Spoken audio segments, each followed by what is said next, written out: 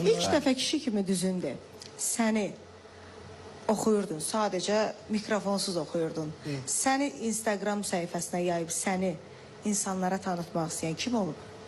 İlk dəfə Seymur. Sonra, yəni mən onu...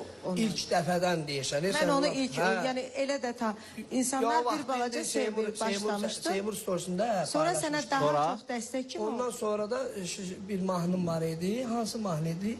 O Bəhbəh idi. Yoxsa maşında gedə-gedə Şəbnəm xanım onu story çəkib paylaşmışdı. Yox, sən bir məkandaydın. Mikrofonsuz oxuyurdun. Məni görüntülü yığdılar. Dedim, bu oğlan nə gözəl oxuyur. Düz deyir, hə, düz. Oradan dedi Şəbnəm xanım, mən sizə çox hörmətim var. Mənə dəstək ol da. Mən bu cür səsim var, batmasın. Dedim, sən bax, indi mən səni hər yerdə paylaşacağım. Şəbnəm səni həmən gündən Instagram, bütün sosial, bütün fanat səhifələrim, maşallah 200 min, 500 min var. Pünhanı 3 gün paylaşdılar. Yox, həmişə sağ ol deyir. Mən onu bilirəm.